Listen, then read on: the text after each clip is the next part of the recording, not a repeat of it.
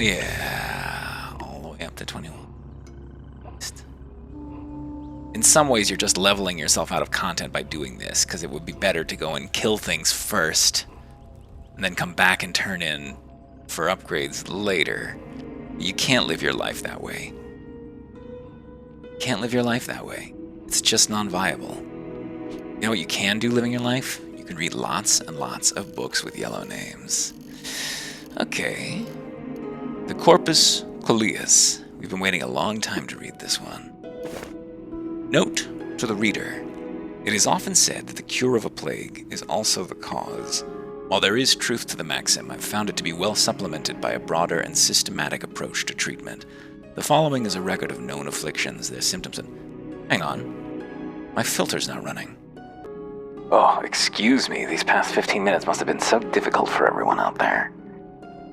All right. The following is a record of known afflictions, their symptoms, and remedies, which I've compiled from the logs and personal notes I authored during the course of my 40-year tenure as physician and apothecary to the farmstead of Cardis. Abbot Ulrium of the neighboring monastery of the illustrious Heart of Chrome has agreed to instruct the monks of the scriptorium to reproduce this text for posterity. The reader who finds use in these notes is indebted to him. Beniyajut Iem, Cardis 56YK. Everybody has different reckonings of the dates. It's very funny to me. On Iron Shank, the leg bones of patients stricken with this disease of unknown origin remain in a state of perpetual calcification. The afflicted patient will complain of aching joints and restricted movement as the rate of bone growth accelerates. Once the disease is fully blown, the bones will harden and grow at an advanced rate. The untreated patient will suffer increasingly restricted movement until the bones are fused together at the hip, knee, and ankle joints, and the patient is rendered immobile. This process takes between 1 and 2 weeks. Iron Shank may be suppressed in its early stages with common remedies such as yuckweed or honey, though the more potent elixirs of the eaters are preferable where available. Once the disease is fully blown and the patient begins to lose mobility, gel, made from desalinated amoeba slime, is the only effective treatment I've discovered. The patient should be administered a draught composed of 1 gram of gel and 1 gram of asphalt every day until the leg joints regain their full range of motion. So, what makes this interesting is Iron Shank actually gives you 5 armor and reduces your speed by like 70. So if you have no speed bonuses, that's terrible. But if you're really fast, that's a really good trade-off. So if we ever get our fast legs mutation way up there, we might well find our way to infect ourselves with Iron Shank. We'll still be real fast, and we'll be even sturdier for it. On Monochrome. Carried by the Adib bug of the spindle-shaded Musa Grove, monochrome is an affliction of the eye that renders the diseased incapable of seeing color. Onset is characterized by the blurring of vision over several days, followed by the complete loss of chromatic perception. Honey and yuckweed are sometimes effective at halting the color blindness. To cure the affliction once color sight is lost, however, the patient must ingest 1 gram of unadulterated ink, and then immediately subject themselves to the detonation of a flashbang grenade. Somehow the vision's scrambling effects reset the victim's perceptors, and color sight is restored. You know, your perceptors. On Moon King Fever. This is probably the most bizarre of the afflictions I've encountered in my 40 years as a physician. Moon King Fever is a brain disorder characterized by an unwavering belief that the victim is the king of the moon. All 12 of the afflicted patients who I've treated experienced identical symptoms: burning fever and accompanying fever dreams of the moon, followed by hyper-emotive facial expressions, delusions of grandeur, and disregard for self-preservation. There are no known treatments for Moon King Fever. The prognosis is madness, followed by glorious feet-induced death. On Glot Rot. Glot Rot is an affliction characterized by necrosis of the tongue. Judging by evidence gathered from my patients' accounts, I place the disease's origin from the caverns of Golgotha, where victims most likely contracted it from the putrid spawn of Agilgot. The afflicted patient will complain of soreness in the throat as the tongue tissue begins to swell. Within a week's span, the muscle will soften and start to decompose. The patient will experience severe pain while ingesting food or drink, and may agitate the last of the raw living tissue, causing the mouth to bleed. Over the following few days, the tongue will rot in its entirety, rendering the patient incapable of speech. Common remedies, yuckweed and honey, are sometimes effective in reversing the necrosis if they're administered in its early stages. Once the tongue is completely rotted away, only the scarce Uber Nostrum tonic will cause it to regrow. However, simply injecting the tonic will merely regrow the tongue, which will proceed to rot away once more. The patient must first ingest a potion called the Flaming Ick, 1 part wine, 1 part blood, 3 parts water, and drank from a flaming vessel. Once the patient's mouth is purged of the disease in this manner, the ubernostrum tonic may be administered. On fungal infections. I've observed several varieties of symbiotic fungal infections in patients who've come into contact with the spores of brooding puffers. Mercifully, puffers seem to thrive only in the dense fungal colony of the eastern jungle, an occasional fungus-rich biome. Characteristics of each infection differ, but all types of symbiotic fungi colonize a region of the afflicted's body. The colonization takes 2 to 3 days to complete, during which time the patient may report itchiness of the skin. The deformation and sensitivity that results once the full affliction takes hold tends to prevent the donning of clothing in the afflicted region. Fickle gill. In cases of fickle gill, infection culminates in the formation of fleshy, spore-bearing gills in the colonized region. Upon certain stresses, typically under bodily harm, the gills flex and release a cloud of spores numbering in the thousands that shower onto adjacent parties, ostensibly protecting their host. The rained spores in turn colonize their new hosts, making this disease among the most contagious. Glow crust. The appearance of frothy, luminous nodules characterize this colony. As is always the case with symbiosis, the fungus does seem to benefit its carrier by coarsening the skin, providing some protection from the elements. Some patients report gratification in consuming the edible horseshrooms that sprout from their skin. Accounts vary according to personalities of the afflicted. Mumblemouth. The colony of Filamentous vermilion seems to incubate a living tissue that resembles human lips. The lips pair together to form tiny mouths that tessellate the infected region. A saliva-like sputum gets frothed up from the dermal base and forms into bubbles that pop when the lips spasm and purse. Each pair of spasming lips flagellate each other to produce a sort of speech-like mumble. Even more curiously, the mumbling across the cluster of mouths occasionally coheres into intelligible words and phrases, suggesting the colony is able to reproduce sounds from a collective memory. Wax flab. We've got that. This species of fungus secretes a fatty wax that dries into a protective cast. While it insulates the encased appendage from physical harm and electrical current, patients report sluggish response times, and the infected flesh is susceptible to liquefaction when heated. In fact, habitual body heat tends to melt the inner layers of the cast, trapping a few drams of molten wax between the skin and casing. Occasionally, this milky broth leaks out of the cast and onto the ground. The treatment regimen for all fungal infections is the same. First, an antifungal cream must be concocted from gel, desalinated slime, and honey. The patient then consumes a raw leech corpse to stimulate intestinal immunity. Within 2 hours of ingesting the corpse, use a spray bottle to apply 1 gram of the concoction to the infected skin. Do we have any desal tabs? We saw some over in Gritgate.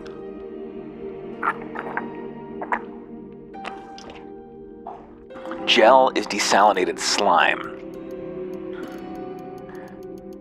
We only have slime, not gel. So we need some desalination pills, badly. Please fill my other slimy... Pour into another container. The other slimy one, please. Thank you.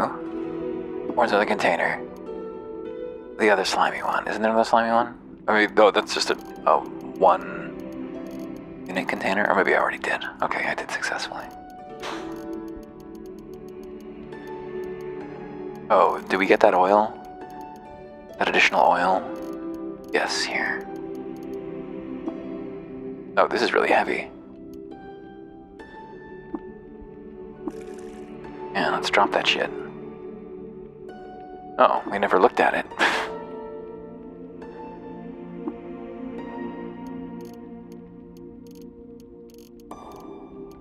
Anything else here crazy heavy? This asphalt we're carrying around is pretty heavy. We don't really need it. I don't need to... I make a puddle of asphalt in the library. Salty asphalt, no less. Alright, well, no gel. That's the bad news. I don't know if algae has any function. It certainly should not have 2 containers of it. Cider. It's just for cooking, I think. Who knows, but cooking it will do.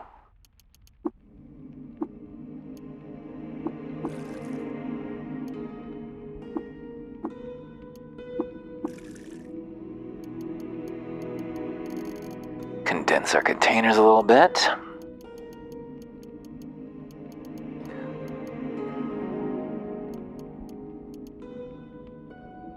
That witchwood bark's a little heavy. I'm carrying around a lot of it. Alright, we got a lot more books to read. The Council at Gamma Rock. Publisher's note. The wind of change is blowing through the belfries, and a new consciousness is upon us. The events of the 566th Warden's Moot have escaped the confinement of their moonlit promontory, have whisked down the salted crag and entered the high halls of state, have snuck under the thatched doors of our very homes. The formation of the Quetzal Caucus is historic. This is a moment that demands our attention. I know that by publishing these minutes I incur the disfavor of the Fellowship. Despite what they'll say, I mean no harm to their organization. I've redacted the specifics of their astronomical rituals, and I've left my conjectures on the ingredients of snail tea to my unpublished notes. The rest of the document betrays no secrets that time hasn't betrayed already, and the significance of the proceedings tips the scales in favor of the public good. In the Cassifessence, may they find the mercy to forgive me. Sheba Hagadius, the 6-day stilt, 999 YK. Minutes from the midnight session of the 566th Annual Warden's Moot. Under the beetle moon of the 4th night of Utyara Ux in the year 998, snail tea was served and the star oath was recited. Then, in the midst of a light rain, the chair ascended the rostrum, the kinnor was strum, and the third session of the 566th Assembly of the Fellowship of Wardens was called to order. Reports. Upon commencement of the session, the chair called for the recitation of the night's reports.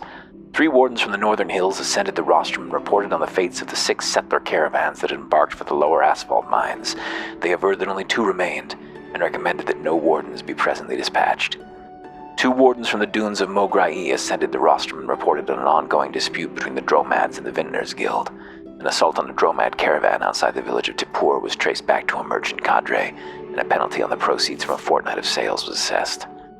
4 wardens from the southern banks of the river Svai ascended the rostrum and reported on goatfolk incursions. The villages of Shabal and Akamas were sacked from inside a month. The wardens recommended mounting a counteroffensive. 1 warden from the Rainbow Wood ascended the rostrum and reported on a bevy of soup sludges that had requested the Fellowship's presence. He was jeered for leaking wax on the dais and descended in a fit of retaliatory swears. Panel. The reports being at an end, the chair called for the commencement of the night's panel discussion. 8 wardens ascended the rostrum and initiated a discussion of the Cassars of the mountain folk and their employment of the spiked counterscarp. Its merits were contrasted with the familiar rampart and palisade, and assailant tactics were assessed. A short martial demonstration ensued. Resolutions. The panel discussion being at an end, the chair called for the proposal of resolutions. The chair recognized a warden who asked to ascend the rostrum with a coterie of comrades to motivate their proposal. The chair assented. 12 wardens ascended the rostrum and announced the formation of the Quetzal Caucus. They proceeded to formulate their resolution, which called to restrict the provision of the Fellowship's services to only those communities who are governed by democratic means, the freehold was cited as exemplar, or who had communally voted to eschew such governance. There was an uproar in the hall, and the chair took several minutes to regain order. A point of information was requested as to the resolution's bearing on extant assignments. The speaker clarified that the proposal included the retraction of wardens from communities in violation of said criteria, at which point the hall erupted into bedlam once again. Roused to a state of enmity, a second group of wardens advanced on the rostrum. There was shouting and weapons were drawn. Unable to regain order, the chair dispatched the sergeant-at-arms, who broke into the fray and, abetted by several of his deputies, ended the melee and admonished the 2 groups. Once the hall was settled, a motion to call the question was controversially accepted, and the vote was tallied. The resolution failed by majority vote. A speaker from the countergroup was recognized by the chair and proposed an ad hoc motion to expel the treasonous chattels of the purple bitch. Another uproar. The question was called and the motion failed by majority vote. The hall erupted into a tumult of shouting and failed to regain order. The chair struck the gavel and the session was abruptly adjourned. End notes. That's pretty cool. Wow, we got so many of these. Fawns of the Meadow. Editor's note. The following is an excerpt from the travel diary of Kaylin Sandshell, who generously donated her leather-bound volumes to the Monastery of the Illustrious Heart of Chrome. May they remain forever preserved. One can traverse the arable lands around Mograi for lifetimes without ever encountering the dear people who call themselves the Hindran. In numbers they are but a few hundred, and as a people they do not care to interact with other creatures when they can avoid it. In the 20 years I have actively wandered, I have met but a handful of wandering Hindran families, all exiles from their home, and yet unwilling to tell me how to find the society that made them pariahs. I am, however, a hunter as well as a scholar, and after several years of searching I was able to locate their secret village, Bela. All I will say of its location, it is somewhere in the flower fields of God. I have no desire to betray the confidence of a mostly peaceful race of creatures. My arrival was obviously not celebrated. The Meadows Border Scouts are extremely perceptive and conversant in tracking and obfuscation alike. By changing landmarks, using confusing and threatening sounds, and otherwise making my stay in the adjacent wood as unpleasant as possible, they sought to deter me from my path while avoiding notice. When I eluded the guards and made my way to the first neat rows of carefully tended water vine, the Hindran farmers who saw me at once took terrified flight. The extreme of fear that Hindran feel toward outsiders is a strange one in my eyes. They're large, powerful creatures with arms and legs at least as strong as a human's, covered in dense fur that protects them from cold weather. Each individual is skilled at using and maintaining a sharp metal vine reaper. Their antlers are strong as bone, and naturally quite sharp. Hindran pariahs who learn to fight live longer than most of Cud's wayfarers. Strange as this attitude may be to me, I cannot argue against its efficacy. The Bela villagers have lived peacefully under informal matriarchal gerontocratic rule for generations.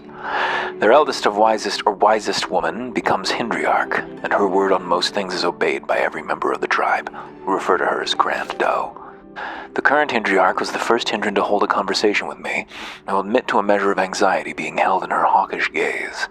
She was none too pleased at my presence, but intelligent enough to understand that killing me or driving me away would be a greater inconvenience and danger than offering me hospitality. We parted with an easy compromise, and I began my residence and observation.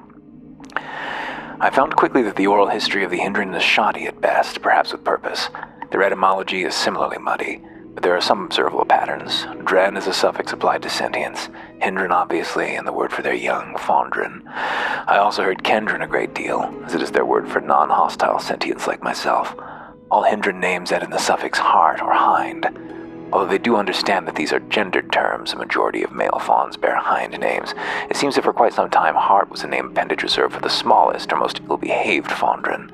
As it is, the suffixes are considered unisex in modern day, and the Meadows Fondren now have a much more even distribution of the suffixes than their parents. Life for Hindran is, for the most part, uneventful to the point of what this traveler would consider extreme boredom.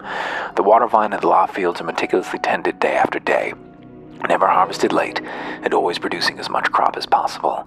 Growing up, all Fondren are trained as farmers, but a lucky few will become carpenters or blacksmiths in order for what little infrastructure they maintain to be kept running. Those who display particular aptitude and loyalty to the Hindriarch have a chance of becoming border scouts, who keep the nearby fields safe and occasionally bring in wild game or star apples while patrolling. The resulting side dishes provide some much-needed variety from the daily Bela staple, a hearty lawpedal soup combined with crushed mats. While this mala soup is delicious, I appreciated how the occasional serving of boar brisket gave a much-needed spice to my day. I found little else of interest from the adult Hindran. They seemed unwilling to speak with me at length. While I heard rumors about a village treasure, I could not obtain any information about what that treasure might actually be. By contrast, I learned a great deal by speaking with the Fondren, whose curiosity about the outside world is rapidly becoming difficult for the elders to contain. More than once I heard the term heartened, allegedly an ancient term for Hindran who lived as both genders or neither, which the young ones take as evidence of a more egalitarian past. I could feel the wanderlust, both in their fascination with me and also in the zeal with which their elders would clamp down on any talk of lands outside the meadows.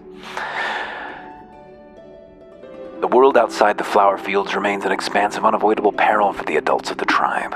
Understandable, as Bela trains few warriors. They have no standing military and only a handful of combat-trained scouts. The Hindran take their border security rather seriously, and any of their number who choose to leave does so permanently and is erased from the tribe's collective memory. The small families of Hindran I met in the law fields and rarely elsewhere in Cud are all exiles, whether due to crimes committed or simply the choice to live elsewhere. Within Bela itself, pariahs. Sorry, I meant in the law fields. Even the law fields are exiles, wow. Within Bela itself, pariahs are even more thoroughly ostracized than I knew. Any mention of their names is spoken only in whispers by the Fondren, knowing that being caught speaking of the dead means harsh punishment. This sits poorly with the young ones, and my instincts tell me their dissatisfaction is a step beyond standard youthful rebellion. The winds of change are coming to Bela. By the time I left Bela, it was with relief. I haven't the patience for the life that those dear people lead, and I was beginning to catch cabin fever in spite of spending very little time in the village's brine-stalk yurts. The Hindriarch was as happy to see me go as I was to be off. My pack was loaded with the vine wafers and dried flowers, of which I had long since grown tired, and I was ushered out efficiently by scouts. By the end of the day, I realized I had taken something else. A Fondren had snuck out of the settlement behind me and refused to return to their village. I hardened my heart against the Fondred's pleas and found a scout to guide them back to town. If her chef be merciful, the little one will find happiness there, with the luck to find a more fruitful life elsewhere. All I can say with certainty is that the poor thing does not want for bravery. Cool. Well, we don't need to read all of these right now. We only read 3. We still have considerably more than that to go. Oh, we read this one already, didn't we? Yeah. Okay, so we can turn that one in. Just gotta keep the rest of our yellows until we can find a minute to read them. Everything, please, but not the Murmur's Prayer. Can I just do one of them 2 Murmur's Prayers? I guess not. Corpus Coleus can go. Canticles we keep. The Sheaf she can keep.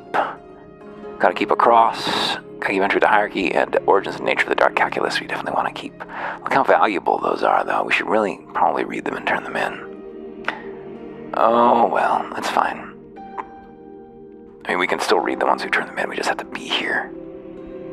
And remember.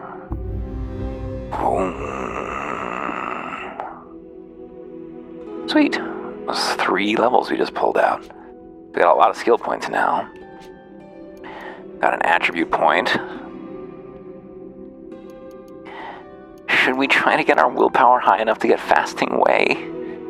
God damn it. I was tempted to maybe drop our strength by 2 and bump our willpower by 2.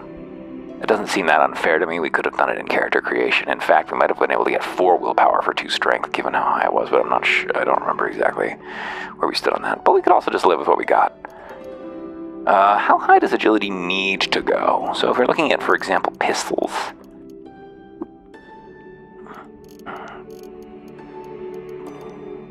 Où se trouve le pistol? C'est là. 29. Fastest gun in the rust. So we still need just 4 more points to get that. That's not that bad. We'll get 4 points as we level up. We can get a little bit more willpower. It's just not that useful to us, and Fasting Way is like the only thing that's useful for it, I think. Give me the agility. It'll be fine. Please stop doing that. That's not helpful. We don't need you to do that. Thank you. Why is the Hindran not considered a point of interest? That's very strange to me. A Lily-Heart Hindran Pariah, she is. I'm missing her. Yeah, she's there. I was like, hang on. That's interesting. I'm interested. I'm Wilton. I'm always Wilton. I wish that I had the fucking Fasting Way. Gold darn it. Where's the bookbinder? Let's trade. Heirlooms of Cud on the humanoid mimicry of animals and plants. Whoop. Swapped. I wish there were a fucking book. What's it called here? A drafter. Hats and caps. Do you have anything good though? Extra dimensional wide-brimmed hat. +2 quickness, so that's not terrible, but it's only 2%. It's not really that much. Much as 1 level of our mutation, you know.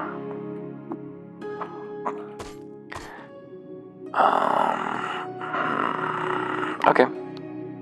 Fly. No, fly. Alright, so there's something we missed over here in the fucking marshes. And that something is, well, we need to find those desalinization tablets is what we need to find.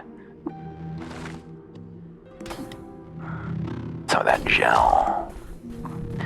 Be nice to find some more slime first, actually. Yeah, why does Auto Explore do this? Can I tell Auto Explore not to dig? Maybe that would be nice. Options. Automation. Dig. Automatically dig through walls, maybe winning. Well, no, that's not it. No. I do want that. Well, maybe I don't want that, actually. So if I turn that off, will it not do that anymore? I can just use the dig feature, which is pretty good. Oh, it looks like maybe it won't do that when that's turned off. But now I won't auto dig either, which is kind of a pain. But you can just go AA and like that. And it's pretty fast. Pretty fast. molten wax. That's wax from my hand. Beautiful. Any more slime around here? I would love some slime. I'm going to use these desalinization tablets. I want to use them on a big thing of slime. Desalinate all the slime at once. Grid gate, please. I've wilted. And up. Up, up. The way is not blocked. There we go. Excuse me. Who was selling desalinization tablets before? Was it you, cute girl? You're not selling them now. If you were, it would be Isepa. Is she there? Was she their fluid tinker? No, she's their, she's the sleepy one. Who was the fluid? Who was the fluid, Hortensia? Yeah, liquid tinker, that's what we're looking for.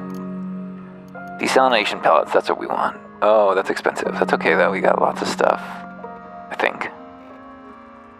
Maybe. We got enough stuff that everybody's still totally locked down. Oh my goodness. Oh. How close to not being overburdened are you though? Is that enough? Oops. That's the best I can do, Esther. Can you move now? No.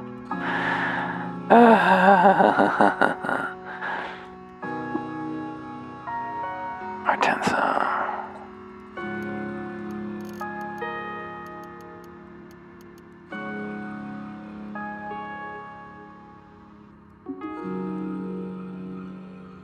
Yeah, that's fine. Slinth Folk Moon King you. We're gonna need to get some more water before we leave, but that's okay. We can do that. Did she have a bauble? Oh. No. Okay, Esther. Now I'll give you a little bit more of your garbage, and hopefully it'll be enough that you can move. Oh, this thunderstick utility knife doesn't weigh anything.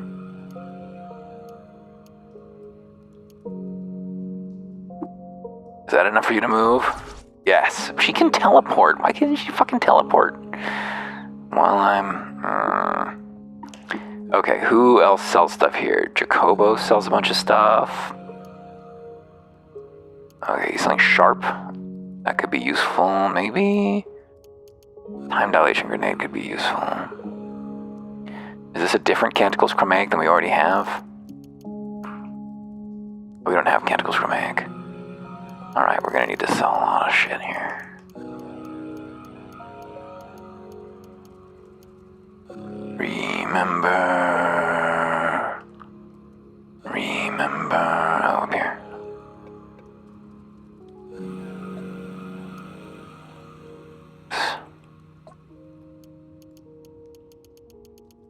Crystal stuff. Crystal stuff is like better. I wanted to use that Rhinox Skull Maul, I think. Only 7 pen.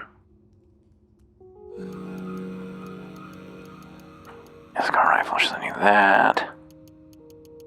Trade goods certainly doesn't need that. That's very heavy. Nanoweave vest. That seems pretty good to me, the Nanoweave vest. Didn't I ask her to wear it? I think I did. Yeah, I should take that away from her and make her wear the Nanoweave vest.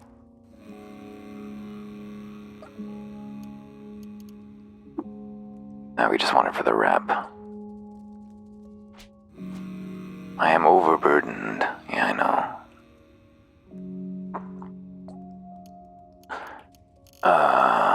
We do have Canticles Chromatic.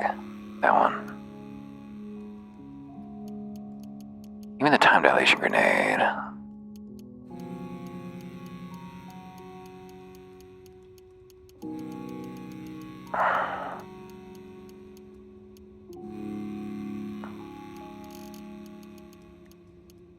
There we go, we'll get a little water back. Oh, we're getting too much water back. How am I still so heavily overburdened? Didn't I? unburden myself already. It's too much. That's not enough. That'll do. Why am I still so overburdened, though? Biodynamic cell, EMP grenade Mark 1 is not all that useful, I don't think. Oh, the armor is still on me, is why. That's why. Oh, this fucking trade menu doesn't behave the right way. I probably got too many empty water skins. There we go. She should still be able to move. Hell yeah. Who else is here? Darty's here. Aloysius, you don't really sell anything interesting, do you? Where's Sparfusil? Sparfusil. Come on over here, girls.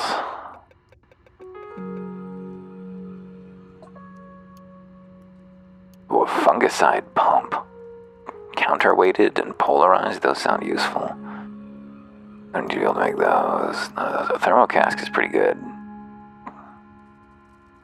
Thermocask is pretty good armor. We could make that for our friends. Maybe.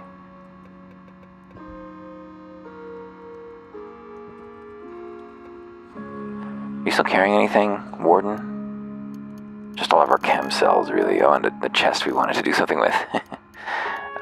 Some cool stuff there. Oh, he's got lots of good stuff.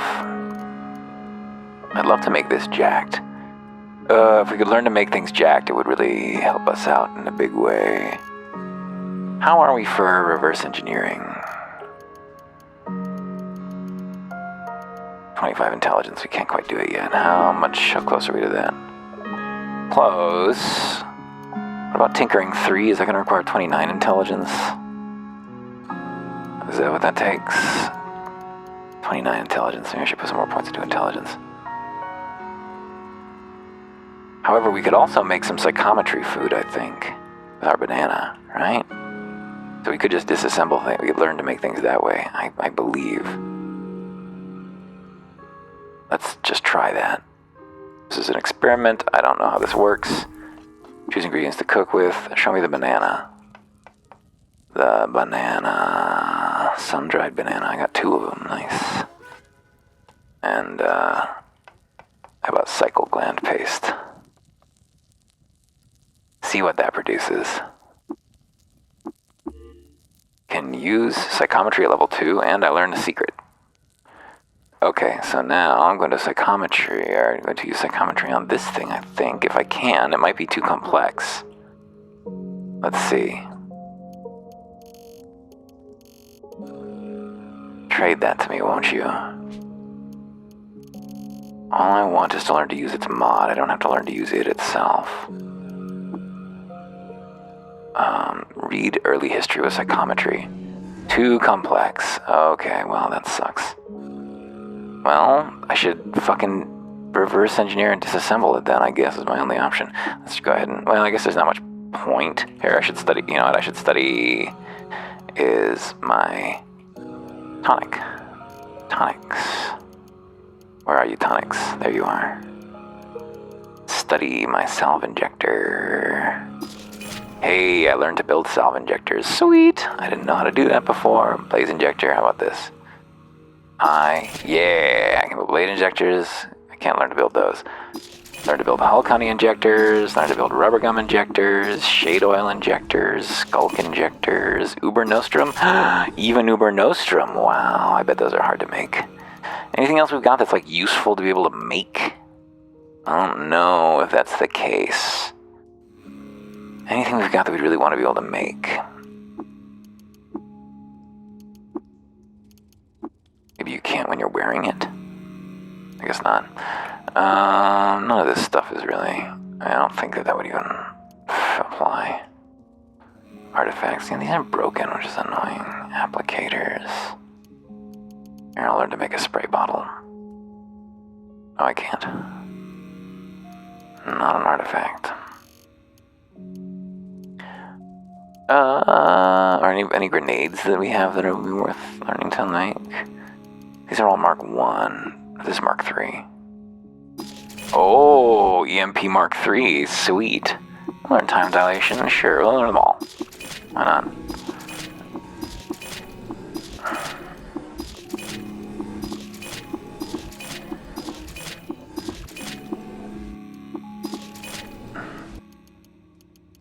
Yeah.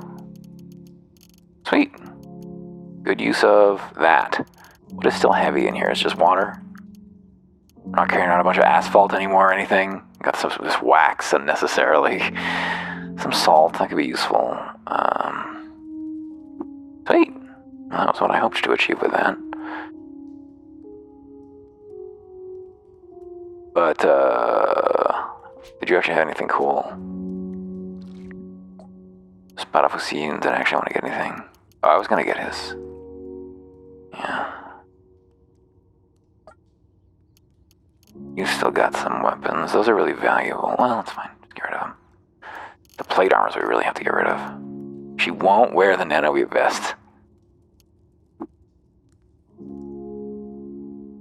Hey, wear their nanoweave vest. Warden's Esther.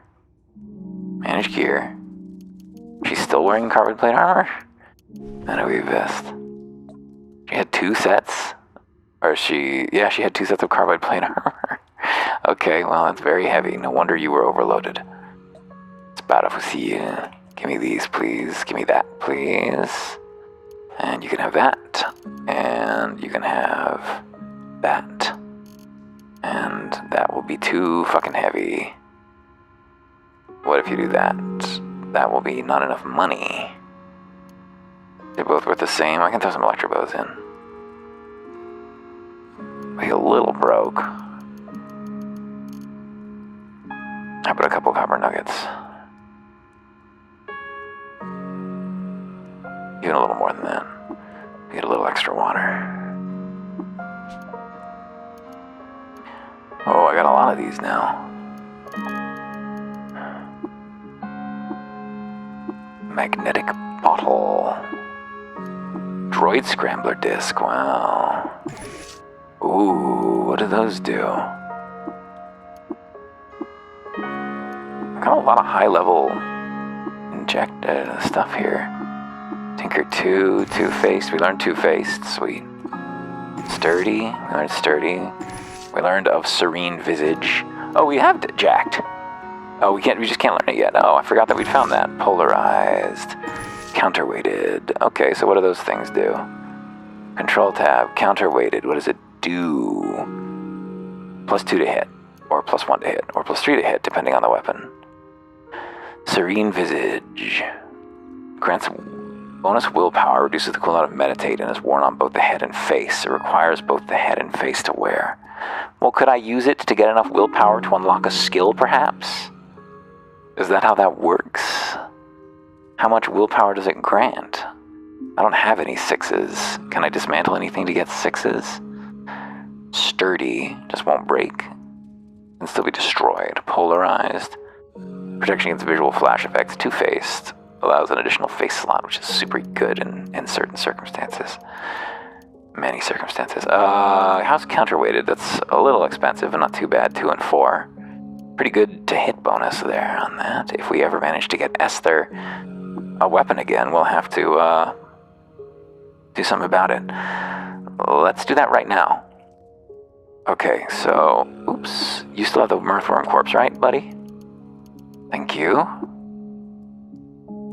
Esther, come here. Okay, so we're gonna save. This is what I'm gonna do. Salination pills. Apply to the slime so we get gel. Oops. What am I doing?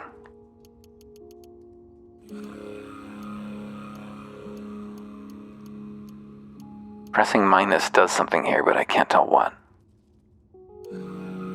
It's not what I'm looking for it to do. That much I can tell you. Where's the slime? There's the slime. There we go. Wish I'd had a little more than just the 5, but so it goes. Alright, now we're gonna put in the slime. And what did we put in? It was a combination of slime and what? Wine? Oh, I don't remember. We're gonna have to run back and check out that book again. Whoops. Can these guys repair my broken artifacts for me, though, while I'm here? Y'all are tinkers, right? Can you fix this shit? Under artifacts? No? Repair? Repair? Identify? MP Grenade Mark 1? Identify? Stun Gas Grenade Mark 2? Should I learn to make those?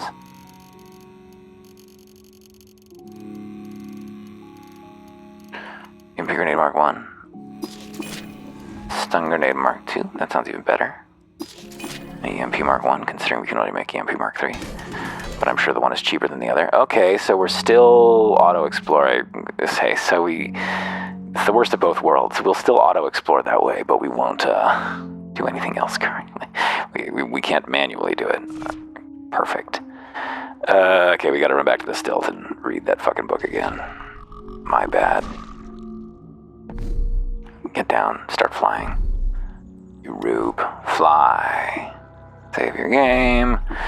Some ruins, sure. Oova. Something chirps. Oh, those are snout spitters. Oh, hello. Hello, you. How about I swipe you? Didn't think I'd swipe because I'm flying. Swipe. 5. Yeah, it was a jacked laser rifle. That's what I needed. I can't even hurt it. I'm carrying too much to move. That's why Esther's gonna come over here. Thank you, Esther. Take these jacked weapons off me, please, and these crystal weapons. Okay. Can she please... We're gonna use Clever Girl here. Warden's, oops. Warden's Esther, manage gear. Oh, her left hand is her main hand. Why is she continually swapping out of her... Oh, this is another two-handed weapon. Damn it. Doesn't say that. We need to cure her fungal infection really bad. Soon. Let's remove this shit. I can't remove items while stuck. I don't need to do that. It's drawing power from my body.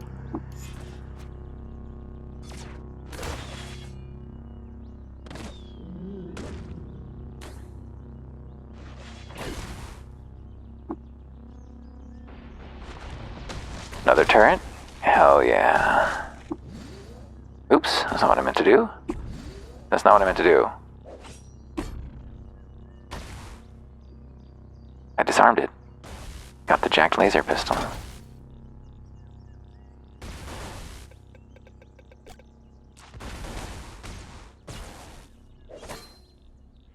Disarmed it. Hand it over.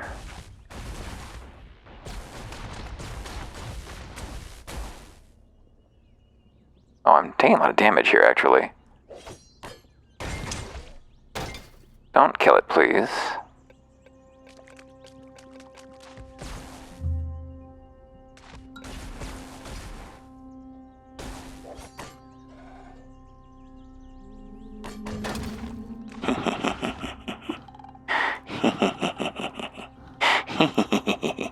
It feels good, doesn't it? Doesn't it feel good? Oh, I'm carrying the Mirthworm corpse around. Of course I am, because I was trying to heal my friend with it. And then I got distracted by the existence of more valuable weaponry, which is more important than curing my buddy's fungal infection. Is that a sap? It's a sap, and it's our friend! Because of our high stats, because of our reputation. Oh, it's not sapping us. It's actually helping. That's amazing. A jacked laser rifle, oh my god. So valuable.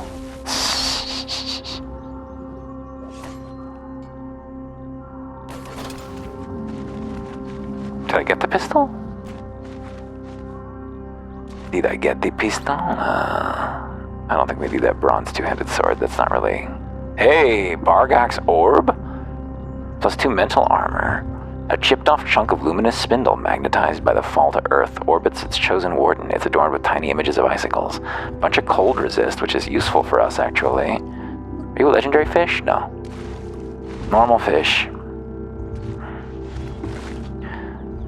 Remember when, deep in the wilds of Mimur, Zershir taught a clan of tortoises the ritual of the slag sickle blimp, which can only perform with one of his random visage. Yeah, this is just a random secret, doesn't matter.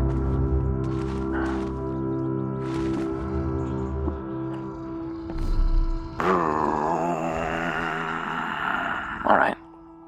We're just going back to the library, that's all. Yeah, we'll investigate the ruins.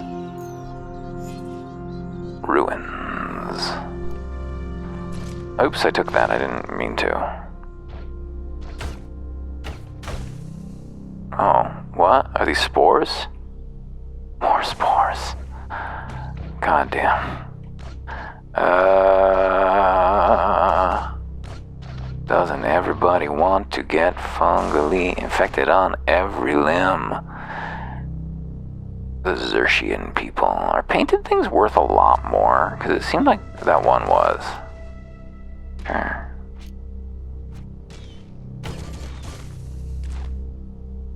An ink weep. What happened to that oil weep we found? No, it's fine. Him cannot injure. A sapweep. I'm a sapweep.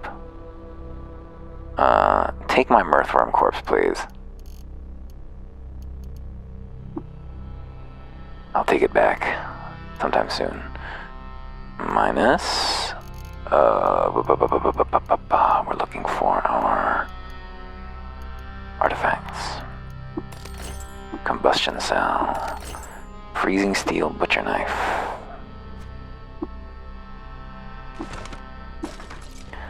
Vine wafers. A burnt capacitor. Copper nugget, sure. Oh, we discovered the location of Like the city? Take me to the Dromad caravan. Let me see that Dromad caravan. He's the one we need to impress. Voider gland, floating glow sphere. Oh, look at that. Silver nugs. I gave you my chem cells. And this stun rod, and you gave me nuggets.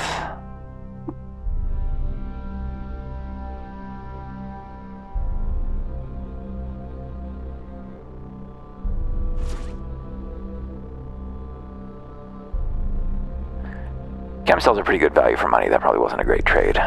Like 20 to 1. But that's fine. Bloody sugary salt. I just want to read the books, please. So I can... Oops. No, I want to read them. You told me I can still read them. No, you told me that I can still read them. Oh, I can. Okay. Corpus Callius, I need to read you. No. No. Let's trade. Boom. Boom. Boom. B to read. Okay. Alright, what is it for fungus? Gel and honey. Alright, gel and honey. Equal parts gel and honey? How much honey do I have right now? None! I have no honey and there are no beekeepers here. That fucking sucks. Well, there's lots of chefs. Surely some of these chefs have honey. There's 3 chefs here. One of them should have honey for me. Bookbinder. Glover, leech farmer, apothecary. Maybe the apothecary has honey. Don't you know that cures require it? Apothecary snores loudly. Wake him up. Honey. Hang on. Take this bronze take this stun rod.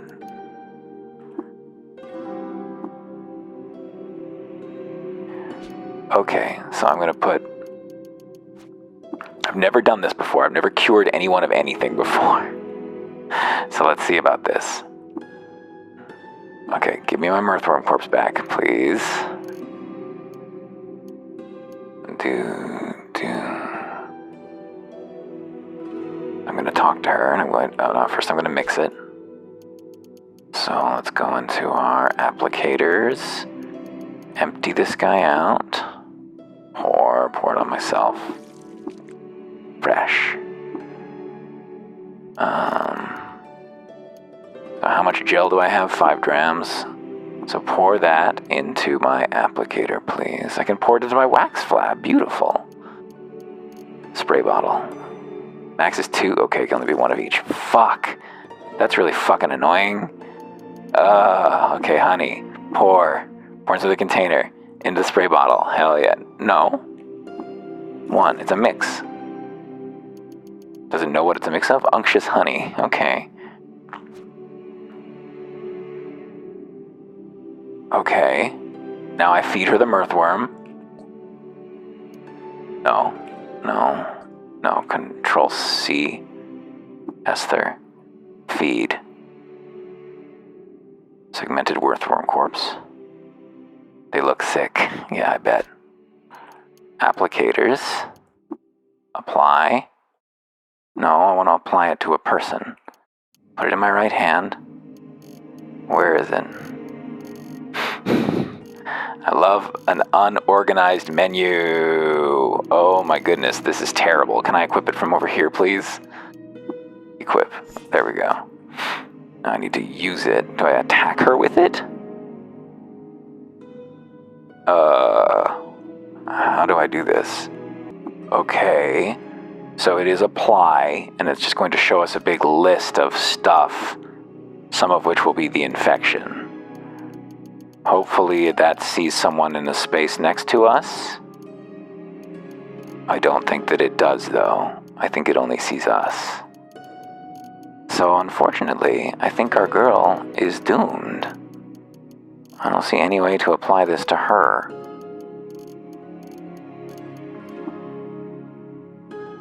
Can I just spray her with it? Change your primary hand. I just hit her with it. I need to spray. Why is apply not an active thing? Well, I guess that's it, unfortunately. I guess Esther will never be well. I would have to dominate her. I would have to cheat. We're already cheating enough. I don't think we need to cheat anymore. So I think that Esther is just not going to be very useful, unfortunately. She's just a companion and not really a great fighter like she could have been. Well, that's garbage. I don't understand why I can't even give her a one-handed weapon. What's the deal? Should I give her extra arms? Maybe I should just give her... Oh, maybe I should give her the helping hands, actually. Yeah, that's what I should do. Here, I should remove these. And I should get the carry pack. That will make my life a lot easier. Give me your carry pack. Do you have one right now? Warden's Esther. Manage your gear, please. Yeah, take your backpack off. Remove. And Warden's Esther.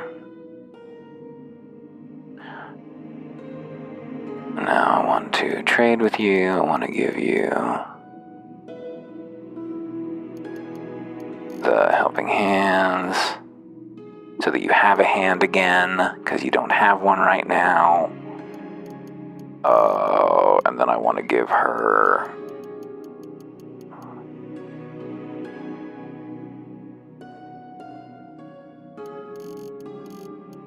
here, let's see.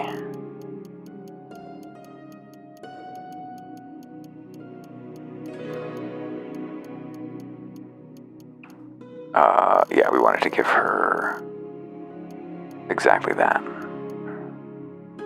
That's all we needed to do. Chat with her again. No. Control her again. Manage her gear. Wait, did I just take this off? That's what I wanted to do, was to have her trade that back to me. Let her non-backpack, hand it over. Where are your helping hands, ma'am? Esther, manage your gear. Helping hands. So can I designate the robo hand her primary hand? That would be amazing. Or her left hand can be her primary hand, and she can hold the two-handed weapon in one of her other hands, I think. Hey, look at that. So hopefully she won't just take that shit off. That's weird. I can hold a two-handed weapon like that, huh? Okay. Oh, I see. It was taken up by both slots. All right. Good. That's fine. That's weird. It's not showing up in both. Oh, it was. It shows up in the other one down there. Strength bonus cap 7. Is there any difference to the Rhinox Skull Maul? Oops. I just want to look at it. That's all. Looks like it's the same. Should we give her a shield? Do we have a shield to spare? We'll find one. We do have a shield to spare because we were wearing one before, and now we're not. Was it a buckler? I guess not. Weren't we wearing one before? I thought we were. I thought we had a shield equipped. Shields. Crysteel Aegis. We did. Please put the pack on, thank you, around your wings. And you equip your damn Aegis, Esther. C. E. She did. Perfect. Does she have any skill points? No. I don't know if she knows how to block or not. Well, okay, so we still haven't solved our problem, which is we still need to deal with this Mirthworm situation. Do I have it? Where is it? I hadn't already fed it to her in this timeline, had I? I don't think so. What is this fire ant? Let's trade. Who has the Mirthworm corpse right now? Is it you? No. Is it you? Yes. No. Yes. Why are these so valuable? These ape hearts. Alright, let's try this shit again. So, I already desolidated my shit. It's gel. Very good. Emptied out my applicator. Very good. Let's put the honey. Pour it into the applicator, the L. No, just one. Damn. Okay, go back here and pour it in the nearby container full of honey. Just one. And now some gel. Pour it into a nearby container. The applicator, which is K. No, I don't want to empty it first. 1 dram. And now it should be honeyed gel. Okay, I guess it's different depending on what order you put them in. Did I put them in a different order before? And then I need to eat the Mirthworm corpse. No, I don't want to equip it. I want to eat it. I need to become hungrier first. Fuck. Do I become hungry while traversing the world map, or only...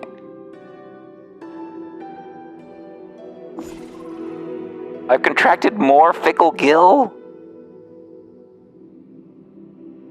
I need to get hungrier. God fucking damn it. Okay, I guess I'm just gonna sleep for a while. Oops. Why didn't that work? No. Control Shift W? No. Alt W? Let's see. Wait. No, I need controls. Control mapping. Wait. Bring up the wait menu. Control W is not working. Let's just do Alt W. There we go. Yes, save my changes, please. Alt W. Wait until morning.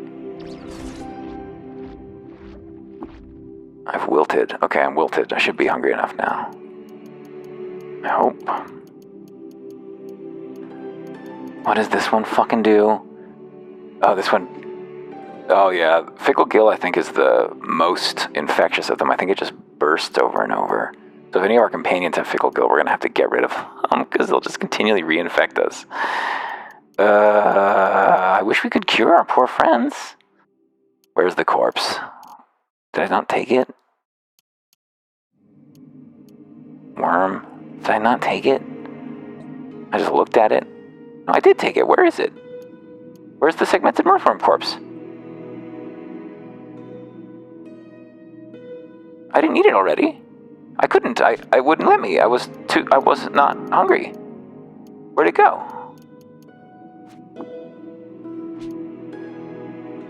Corpses, segmented mirthworm corpse. Eat. You're not hungry enough to bring yourself to eat that. Okay, so what if I wait for a second until I have to do my fucking spray bottle again? Wait until morning. Wait until morning. Wait for one turn. Yeah, I just want to wait until the next day here.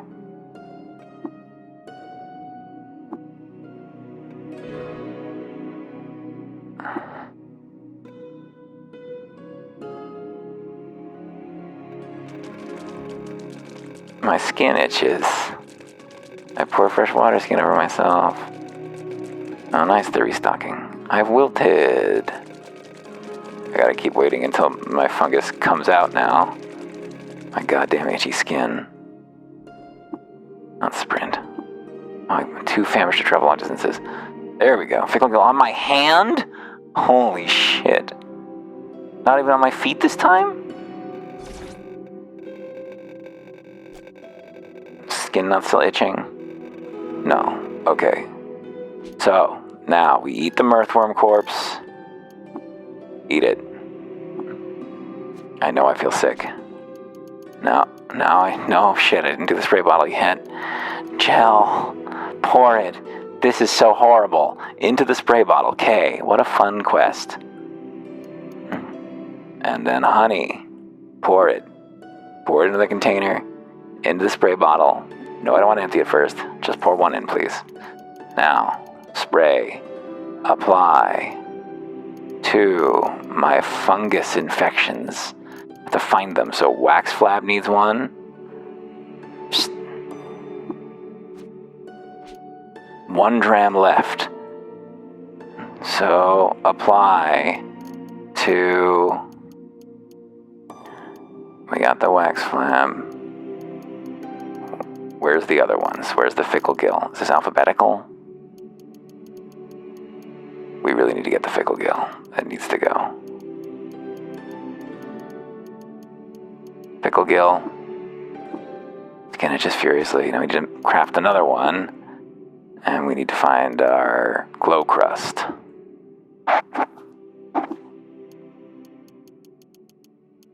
So, honey, pour it into another container, pour it into the spray bottle. There we go, just 1 dram. All right, and now, that was honey, so we need gel. Gel is for some reason not green. Pour it in a container, into the spray bottle. No, I don't want to empty it first, just pour in 1. There we go, and now I want to apply this to my frost thing. A, B, C, D, E, F. What was it called? Glow crust. Skin itches furiously. Now, have they contracted any worse diseases? Oh, he's not sick anymore. Did his fungal infection fall off?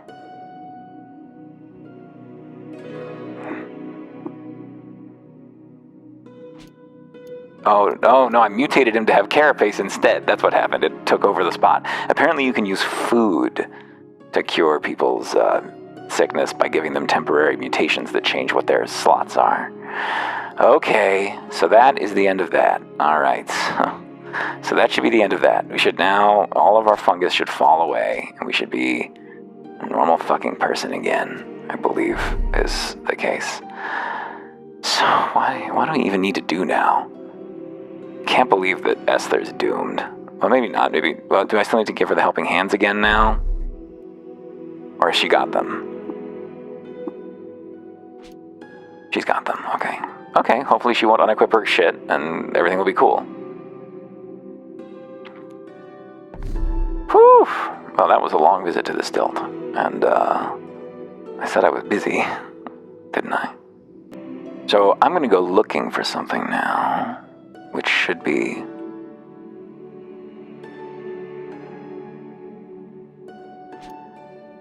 our fungal infections did not go away.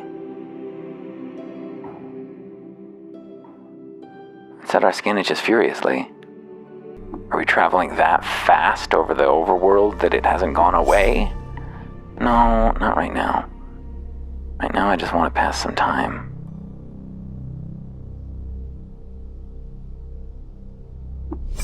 No. Just want to pass some time. 11th, 12th, 13th. My fungus didn't go away. It said that I was itchy. Oh, I ate the wrong corpse. That didn't count as a corpse? That didn't count as a worm-like creature? Oh no. Oh no. Oh no. I didn't do it right. Well, can I still reload to before I applied that shit? No. Damn, I'm fucking down resources. Fuck, I can only cure it a total of 6 more times, I guess, or 7 or whatever. Well, what the fuck was the worm-like creature? Why did I fuck up? How did I fuck up?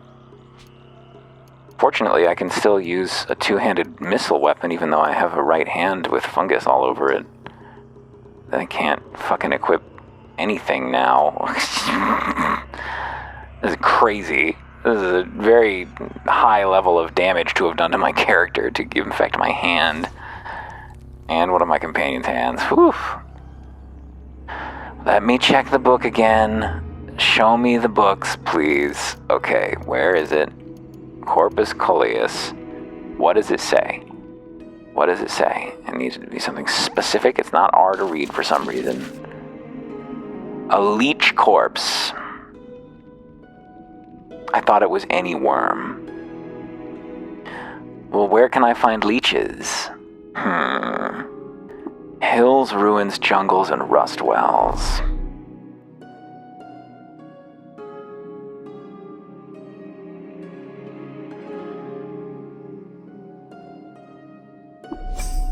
A village. Nice. It's Canip.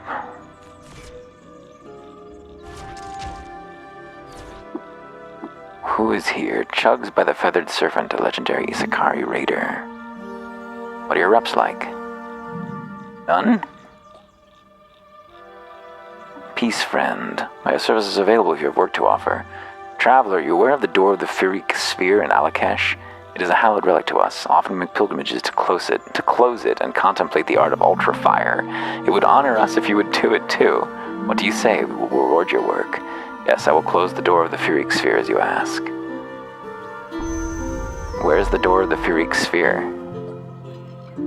I haven't closed the door of the Firik Sphere yet. Okay, do you have anything interesting in here?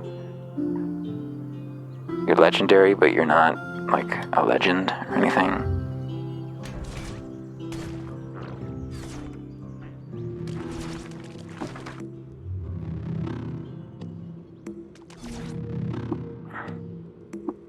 We don't need to go underground here. Where are we headed, though? I guess we're just looking for something. I mean, we're looking for... Rust wells have leeches. A lair, eh? A legendary cannibal.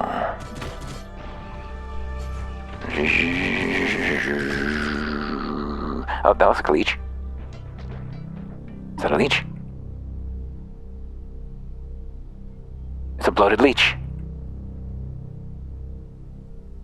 The very same. Please leave a corpse behind. Please leave a corpse behind. I'm just asking that you leave a corpse behind. It did. I'm still hungry, which is not hungry enough. See if we can get a couple of leech corpses. I'd love to have some to spare. We just need more gel. Oh, there's the legendary guy. What are his reputations? That's my snapshot. What are his reputations? Like, hated by the kiss of the ivory glass and loved by cannibals. Well, he's got ghostly flames. Whoops. Kiss of the ivory glass became neutral. That's pretty good. Or could be good. Disintegrated. Anything interesting here? Carbide folding hammer? Not really. I guess that's worth something. These guys are not worth any experience. Oh, that chest burned up.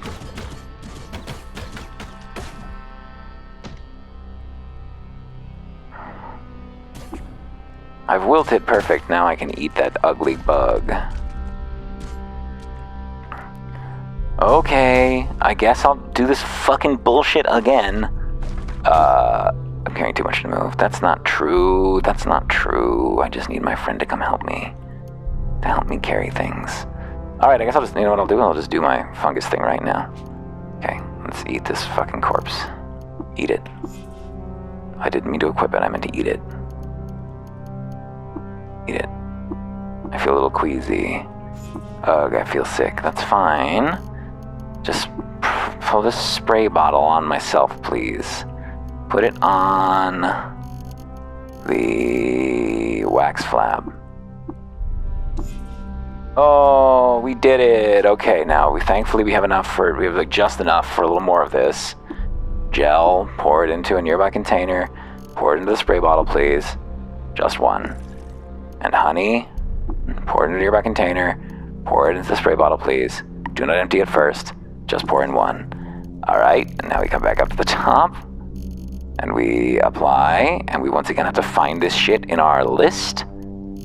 Twice. 2 more times. Fickle Gill, there it is. Fickle Gill, I'm free. And then there's one more, which is the frost, right? Or cold glow crust.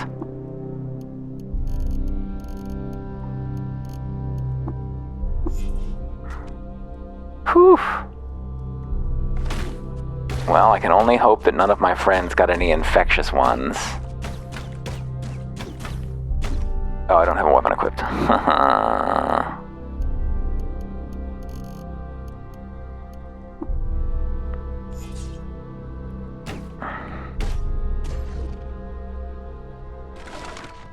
We got what we came here for. Let's get out of here. We killed a man. Manable. Okay, whew, feeling a little less pressure now. Jeez, we should get some more slime when we have the opportunity. Next time we kill a slime, let's make sure we collect up all the ooze that it drops. We'll desalinate the shit out of it, and then we'll have enough to deal with fungal infections long term. For our companions, the only option is dismemberment and regeneration, where queasiness passes. Woo! So what's here? Mimor? Did I explore Mimor? It's strange, it doesn't... Oh, it just drops me in the middle.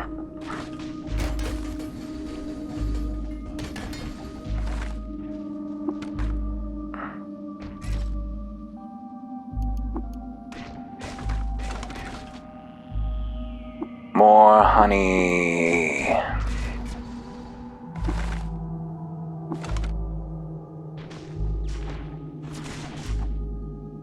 Accordingly, take my bauble.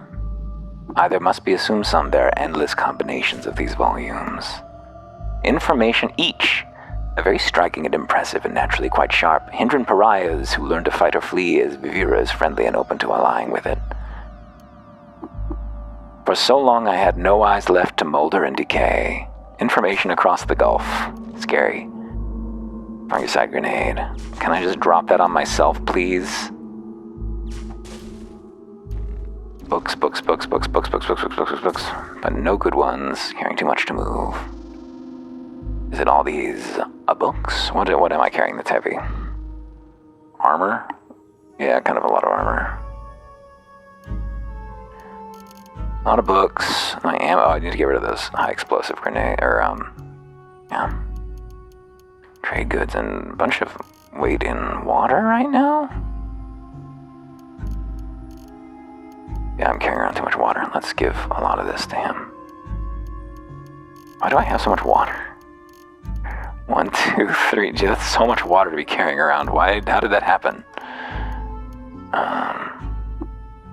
Huge amount of water.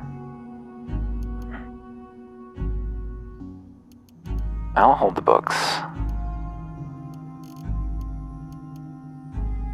Take my melee weapons too. And my missile weapons. Carry it all. Long, sharp frond. Servo-articulated base mount. Stunning. Eshkindus Hindriarch. These poetry lessons I had a soft halo of frustration rating from Exir leafy form. Triangle is inert only. Like lockpick's utility often demands. Wait, that one had something special about it.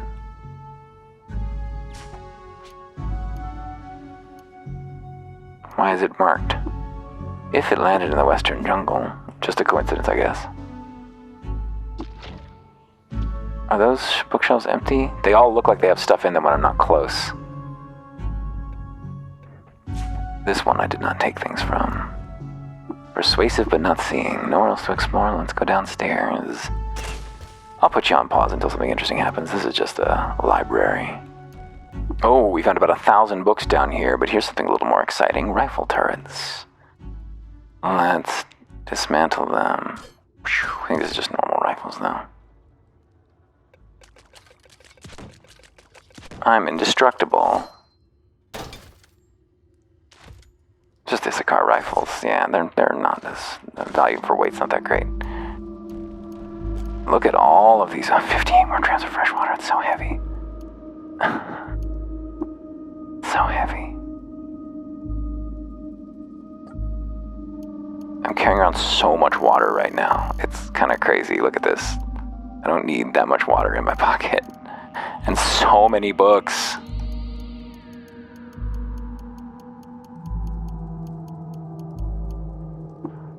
Trade completed.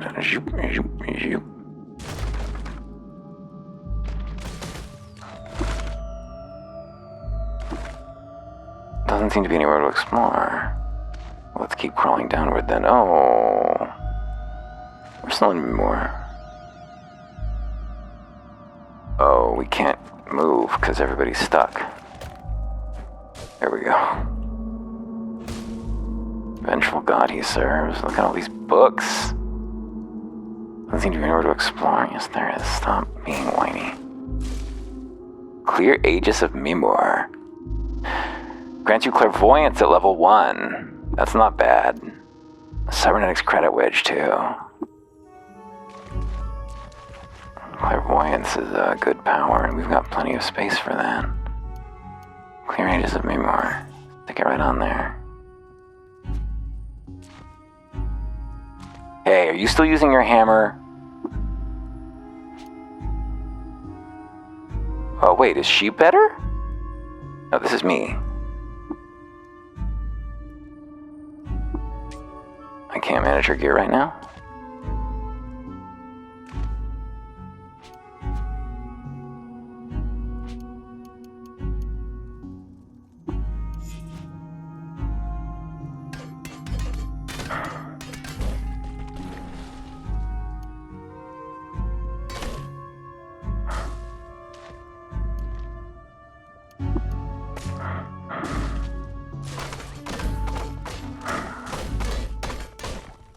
Should we use our new clairvoyance? Where's our clairvoyance? Clairvoyance, Shift C. Wow. Oh, there's nothing there. Cool.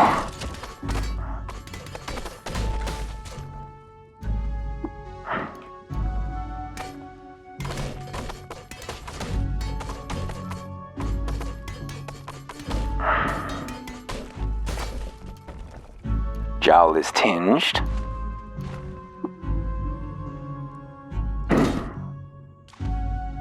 No, I won't take these very last couple books because they'll put me over my weight limit. These last ones, I will resist the temptation.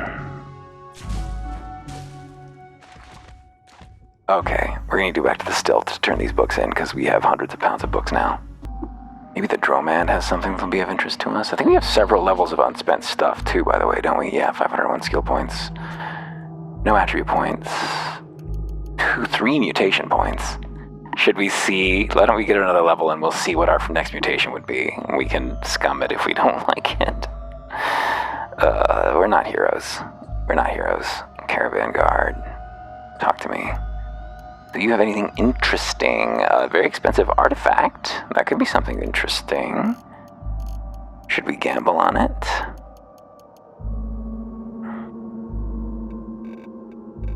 Come on over here, companions. Is the Snapjaw overburdened? Did I really load him up that much? Oh, I guess I'm totally loaded up right now, aren't I? I gotta go turn in these books. More leeches. Oh, the temptation to slaughter them and stow their corpses is so strong. I must be prepared for the next fungal problem. Esther, are you using your gear or not?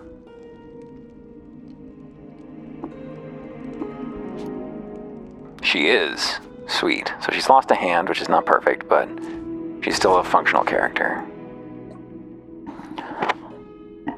Whenever you return, you may speak to me and read anything you've donated. Yes, give away my books. Select all and just unselect the special ones. We didn't get any special ones down there at all. It was all normals.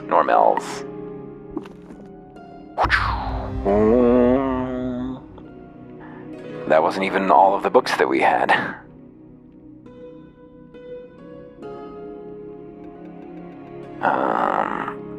He's still got a bunch too. Hand over your books and also these. Pump shotgun, short bow. Oh, we need to look into the jacked point defense system. Oh, damn it, now I'm overburdened. There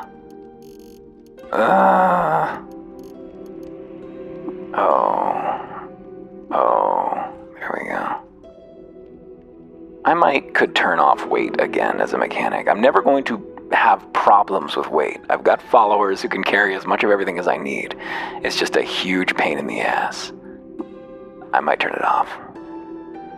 Tab. Yeah, I'll probably turn it off for our next session. There's so much of our time is spent just fiddling with our fucking inventories, which is not my favorite part of any game. I've done it enough. It's been done. Bunch more experience. Your thirst is mine. Yeah, point defense drone. I want a jacket. Did I give you any books? I thought I gave you some books too. I guess not. Did I not give Esther's any books? I gave her books too. Fuck lot of books.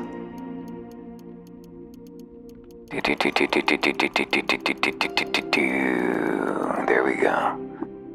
Hand them over. Oh, I'm one square away! I'm one tile away! Fuck this. Oh, well, would you look at that? Seems like we're carrying 0 pounds all of a sudden. Crazy. Well, no more fiddling around with that in this playthrough. Sorry. Not good television, in my opinion. Fussing with inventory forever.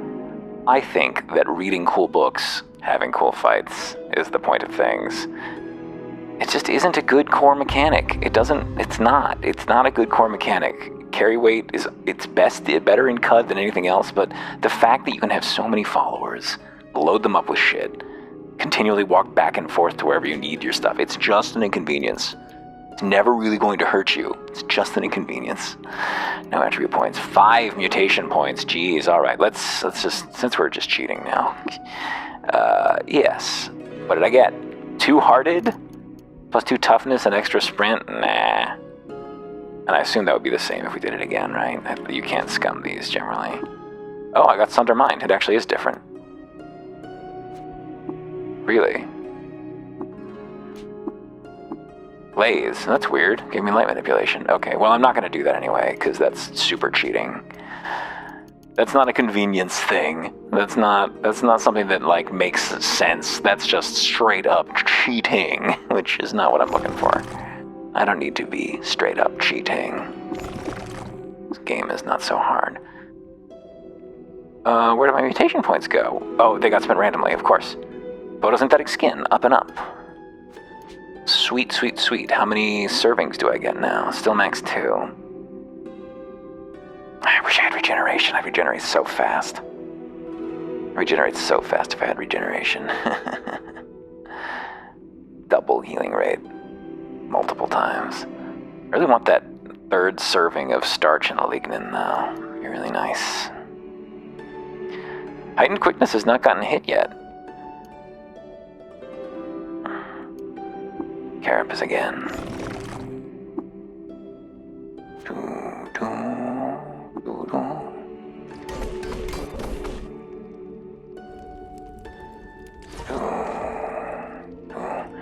Okay. So, After all of that bullshit, why don't we read some more of these books? Across Mograhi, Volume 2, Athenreach. Preface. Obviously and unfortunately, no primary sources are available from these distant lands. Much of this record draws upon the accounts given by fungi who crossed Mograhi on the backs of dromad merchants. As a matter of convention, I date all events according to their chronological distance to the amount of events of paramount historical significance, namely the publication of these volumes. Accordingly, note that the events' parenthetical dates signify their occurrence prior to publication. Athenreach. Athenreach is a freehold in the northern reaches of the Sandalese along the Twining Thaw. It is the most well-known for its Eustace Sutton Monastery, which hosts the world's westernmost community of disciples of the Eustace Sutta. Local population. The local communities of the region have relied upon subsistence fishing for centuries, benefiting from the location's fortuitous position downstream of the glacial rivers flowing over the Ashlian mountain range. Before the founding of the monastery in about 110 PP, the regional combes were occupied by small fishing communities that traded peaceably amongst themselves. Once the pilgrim monks built and populated the temple, several tribes of fishermen settled a village nearby to prosper from the monastery's need for fish and cragreed. Over the years, the two communities have grown and largely intertwined, with some of the anglers forsaking their river and mountain gods for the Eustace Sutta. Conversion to the discipline of the Eustace Sutta. After King Arcarthus died in 40 PP and left no heir, Athenreach erupted into bedlam, with several of the freehold's oldest families vying for the throne. The lowest-born official folk, however, rallied around a wizened angler whose name had been lost to history. Several of the elder families supported the angler, believing they could rule from behind the throne. The angler himself spurned the offer, but, realizing the importance of a unified Athenreach, eventually accepted the crown, took the name of Narcissus, and began a reign that would become the most prodigious in the freehold's century-long history. While favorable, temperate seasons brought commercial prosperity to Athenreach fishermen. Narcissus, who would be called the Angler King, shrugged off the influences of the elder families and began to seek often the counsel of the monastery's scholar abbot Flavian the Learned. Together they achieved several ecclesiastical successes, chiefly among them the discovery and transcription of the souls of one Priam from nearby comb caves. Narcissus officially converted to the discipline of the Eustace Sutta in 18 PP, and 3 years later he declared it the official religion of the freehold. The Angler King died in 3P and was succeeded by his 16-year-old son, Narcissus II, called Narcissus the Younger. Gifted with his father's wisdom and piety and possessed of a fiery disposition unique to the younger, the new king began to augment Athenreach's role as a major bastion of the Eustace Sutta doctrine. While a sizable segment of the Athenreach population chose not to convert under the Angler King, the younger is less tolerant of the old ways, and he has marginalized the pagan population. With the help of Flavian's successor Moin-Mosen, Narcissus II cemented an alliance with the Ordrumian fiefdom Dorian, taking the Tuiuldar's daughter Nizramet as wife. The union is troubling to the freeholds along the Sundalese, particularly Goldmouth, which has been raised and held at various times by several of the Ordrumian fiefdoms. Eustace Sutton Monastery at Athenreach. The Eustace Sutton Monastery at Athenreach is one of the largest communities of disciples of the Eustace Sutta outside of the Hanging Hills. It was founded in 114 PP by the pilgrim monk Umai, who blessed the location as sacred because it lay on the path of the prophet Ukal's pilgrimage toward Iber. The monastery houses 2 hallowed artifacts of the Eustace Sutta discipline: the scrolls of one Priam, discovered and transcribed by the monastery's erstwhile abbot Flavian the Learned, and the presumptive hide of Eopinax, the great 3-headed mountain goat on which Ukal is said to have ridden the waterfall at Iber, and whose hide was so tough that it was said to later protect Ukal from starfire along the Black Stair after the goat's death. The current abbot of the Eustace Sutton Monastery is Moin-Mosen, who succeeded Flavian the Learned from the latter's death in 18 PP. Cool. From Entropy to Hierarchy by Q-Girl. Formulation and Animus. In the course of my readings and correspondences, I've observed 2 imminent threats to social equality. The first is the dissolution of social order via entropic forces. The fabric that holds us together frays, and we fall apart, our most vulnerable first. The second is hegemonic control, exerted by a few over a many. Here the fabric is knit tightly, but it's stitched into a ladder that narrows in ascension, and the majority are consigned to the bottom rung. My first task is to ask how we can study these phenomena. In the physical sciences, we observe, measure, and experiment in order to formulate and then test hypotheses. Here, though, observations are sectional, data is spottier, and systems at play are far more complex, their edges softer. Applying a 10x scope of rationality to a 1000x scale structure would lead me to harmfully reductive conclusions. In fact, this very approach is employed by hegemonic powers to invent facile justifications for their rule. So in complement, I borrow from other approaches and systems of thought. In particular, I'm interested in how artists examine these phenomena and challenge orthodoxy through metaphor. The art historical record is fragmented but fraught with examples. One that stands out to me is the account of Red Sky, whose totally Quetzal conceit was the first to whet my curiosity on the subject. As the story goes, the entire court of an ancient sultan, including the sultan himself, was addicted to a psychotropic salt called Ipsis. Conspiring with a sorority of smugglers, an unnamed artist plundered the sultan's stock of Ipsis, molecularly altered it to a composite cellular structure, and launched it into low orbit. There it burned red in the sky, an affront to the sultan's sovereignty, for 3 years. Each time the sultan tried to disperse it through the means available to him, the structure, described in the record as a cellular automaton, rearranged itself and persisted. Quetzal. There are plenty of modern examples, too. Take Tao, who makes psionic mazes through the hexagonal crystals of the moon stare. I first formulated the entropy hierarchy dichotomy while tracing the paths of 2 of her spirals that, at their intersections, burst into a bouquet of space-time anomalies. I'd Quetzal if I could meet Tao, but it may prove difficult, as I hear she's a sub-entity of the sentient tree city Shava. The 2 poles. 2 groups typify the 2 poles of the entropy hierarchy dichotomy, the Gyre-Whites and the Putus Templar. The ethos of the Gyre-Whites is a chaotic self-indulgence, manic quickening, a mulish desire to see things fall apart faster, and a fetishization of history's dice rolls. They billow like an excited gas, smashing into each other as often as anyone else, and peeling bits of order from the communities they rancify. They are exponents of senseless violence. The Templar, on the other hand, are enactors of extremely ordered violence. Their brutality has been codified into orthodoxy. Their ideological structures are anti-entropic but destructive and abhorrent. They seek to construct a rigidly hierarchical society with the slave caste on the bottom rung. Through rituals like the baptism in the blood of the reclaimed, they indoctrinate the privileged among their subjects. The rest of us are met only with force. Yeah, I've read that one before. On humanoid mimicry of animals and plants. Why do some creatures seem to prefer when we assume their likeness while others hate it? As a zoologist, this question has interested me for some time. To address it, I must first draw a distinction between natural mimicry, where certain humanoids have developed animal and plant likenesses on a biological level, and unnatural mimicry, enacted in the form of clothing and other decorative adornments. As for the former, it appears all creatures exhibit kinship toward humanoids who look like them in the biological sense. The latter scenario is the interesting one. It's tempting to draw the divide between mammals and non-mammals, but the truth is more complex than this. It's true that the only creatures who seem to take outright offense at mimicry are mammals, but there are documented cases of mammals accepting the mimic. For example, folk-horned helms endear their wearers to both antelopes and goat folk, orc-horned.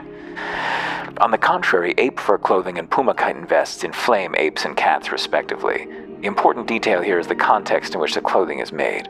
Poachers hunt apes and pumas specifically for their prized fur and chitinous shells, and being reasonably social creatures, both species take offense at the flaunting of these trophies. Birds, on the other hand, seem to know that feather harvesting can be, although isn't always, done without proving fatal for the bird in question, although another hypothesis points to birds' specific appreciation of plumage, regardless of context. Unshelled reptiles seem to have few qualms with mimicry, perhaps believing the mimics to be truly reptile in part. Mollusks, trees, and insects all tend to identify with shell-bearers, leaf-donners, and firefly symbiotes, respectively. Without exception, though, all creatures seem to detest the practice of wearing the severed faces of their kin. Curious. Gives you +3 ego, though, to do it. Or it depends on the face. The Murmur's Prayer. Editor's note.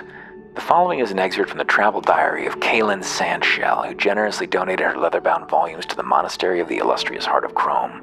May they remain forever preserved. In the outposts of the Putus Templar, the Order's core values remain immutable as anywhere else. Dedication to a family tree, as tall and unbranching as Cud's spindle, complete subjugation of those they consider lesser, and the total eradication of mutant sapience. Less immutable in these border colonies are the cultural trappings around that core belief, and as is so often the case with occupied territories, during my travels I noted a recurring mythology in the ruins of Udin's abandoned outposts north of the Sunderleys. Cut off from contact with their home in a similar manner to the Temple of the Rock, these settlements established a new holy day of merriment and punishment to keep the flock pliant.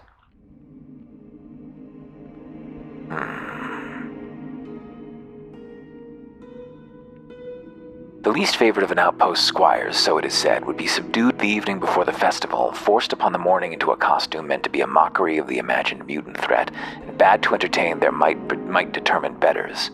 Upon the festival's conclusion, the crowd's most hated murmurs would be paid with public humiliation, beatings, and possibly torture, if we believe every account. The ritual describes a kind of uniform, trash cape, bone helm, and musical instrument. Though persistent across the scant records of the practice, I found few details, and most carvings of the murmurs were crude and varied a great deal. My frustrations found themselves alleviated earlier than expected, though, when I happened at last upon the legible remains of a festival diptych. The wood of the monument itself, never built for longevity, had long since fallen apart, but clay runoff from the roof's poor insulation, baked under the salt sun, provided me with a relief of the text and some insight into the real-life costumes worn at the Murmurs Festival, and a diptych rubbing follows on the next page. You, least among the digits at the end of Udin's mighty arms, servants most faithless and failing. Tonight you are no sons and daughters, but only humanity's dying murmurs. Doff your tabards now, and carry instead the detritus of the unreclaimed over your back. Spare us the shameful sight of your faces now. Cover them with bone and horn of prey. Take up the instrument now, and play us a tune. If you murmurs do not please, you be paid most painfully. The Canticles Chromaic, volume 17 to volume 17 to 24. I sing of the union of our lords, of our argent fathers, infinitely wise, who made the firmament their home, of the Cassifessence beauty manifest, whose chromium shoals are awe itself, of their sacred joining, when our fathers, so enchanted, wrought machines from her naked womb to inhabit on the earth. Blessed are those who hear it so. I sing of the union of our lords. The Song of Beth, that was the Song of Aang. O curse the wretched spectres who yet possess her children. O curse the autumn rains which eat away their shine. O praise the argent fathers who sired all her children. O praise the Cassifessence who watches over mine. Song of Ben Caronium. Our jungle is but her garden. Our lake is but her drop of rain. Our desert is but dust in her hands. Our wind is but her eternal breath. Our sun is but her luster. Our lives are but her dreams. Ben Caronium. Song of Christasia. O sovereign fathers, I tremble before your glory. My heart quivers for the righteousness of your judgment. For you to humble the proud, to bear witness to their fall, I live to serve you. O sovereign fathers, I tremble before your glory. My loins quiver for the rapture of the sacred joining. For you to conjure chromium from inside me, to bear those sacred apparatuses, I live to serve you. The Song of Ignatium. On the 6th day of the sacred joining, our argent fathers, who in their benevolence breathed life into our flesh, created the Baetles to oblige our desires. O praise our argent fathers, wisest of all beings. O praise the Cassifessence, beauty incarnate. Their being is our gift. Immaculate chromium runs the song of Jedonai, spun on the cosmic loom, who shattered inward, then burst forth from beneath the crust of earth. The flesh of my children rots for you. The flesh of my children rots for you. The flesh of my children rots for you. Fall on your knees, O hear the argent few. Song of Ashurium. O Baetle, Baetle, Baetle, they made it out of chrome, and when it's waxed and ready, I'll have a new genome. That's pretty good. Praise be upon Shekinah, runs the Song of Ibranza. He whose exalted touch brought forth shining engines from within the Cassifessence, yet who deigns to live among us. He who taught us the story of our creation, who breathed life into our flesh, that we might bear witness to Chrome's glory. May the ground shake, but the 6th day still never tumble. And one last one, an important one. I've not read it before. On the origins and nature of the dark calculus. Editor's note. This excerpt is published with permission from the notes of Barathrum the Old. There's evidence in the arithmetic record that the study of formal systems reached a pernicious apex in the long before. Advancements made by mathematicians such as Russell, Gödel, Eisenkroft, Otufu, Wheatgrass, and System Star contributed to the understanding of notions like undecidability, pointed regularism, and abyssalism. Upon reaching this minimal degree of mathematical maturity, equipped with sophisticated grammars, researchers decided to set out to experiment with the limits of expressibility. They contrived bold research programs and galloped into the mathematical wood, unwitting of the dangers that brewed there. The record is even scarcer than usual due to the efforts of successive generations to obfuscate the venture. As best as I can gather, at some point in the course of inquiry, a theorist from a mathematical seminary called the Cupola, formulated a conjecture on the fragility of formal semantics. The conjecture ripened to a broader theory, out of which spawned a formal system called the penumbra calculus. It stated that, in the penumbra calculus, certain theorems are provable, but are falsified upon the completion of their proofs. As much as this result is at odds with the systems of thought I've encountered in my own inquiries, I find little reason to doubt the veracity of the authors. Nevertheless, it's certainly a peculiar property. The Cupola theorists' results erupted into a grand investigation into the expressibility of the penumbra calculus. The conclusions were troubling. Pushing further, researchers constructed sister systems with alternate axioms. These systems were still more fragile, with the system's inference rules themselves unraveling upon the completion of certain proofs. Convinced that their discoveries were made possible by some idiosyncrasy of self-awareness, but synchronously fearful of their implications of their results, some schools of theorists engineered complex automated deduction systems to probe boundary theorems and launch them into deduction and neutron stars. The outcome is undocumented, but the result convinced theorists across the Coven to abandon research and blacklist anyone who studied the penumbra calculus and its derivative systems. Peculiarly, support for the injunction was unanimous. Of note, even the space folder Bateau agreed to abandon its investigation into the forbidden calculi for the reaches of its bleak star. Though the manner of its consent was not without controversy, to announce its accord it inverted the color change of quarks in a small region of space, causing a research station to collapse in on itself. Nonetheless, Bateau's consent is testament to the degree of existential anxiety that could cause investigation into the penumbra calculus to go dark. Tau is bad news. Bad news. Scary thing. It might be imprisoned here. It's not clear. Not clear to me, at least. Let's grab Tinker 2. Structural scanning. These things are useful to us. Let's scum this. Let's try it again. I want to see something cooler. Give me something cooler than that. Tinker 2. Radio powered. That's really cool, although not very useful for us. Force bracelet. I think that's the...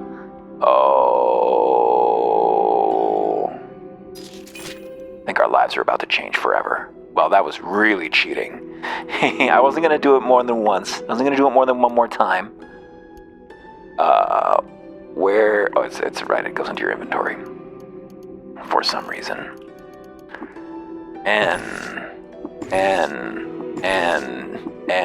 No, don't have that one yet. Antimatter cells are beyond us. I already had a force bracelet. I already had one. Oh, this time it didn't reset. Let's find out what a slip ring is.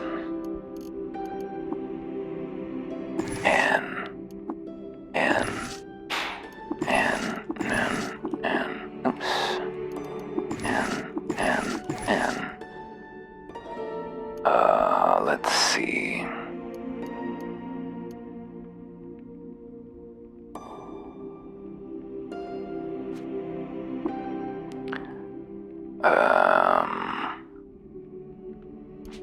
Okay.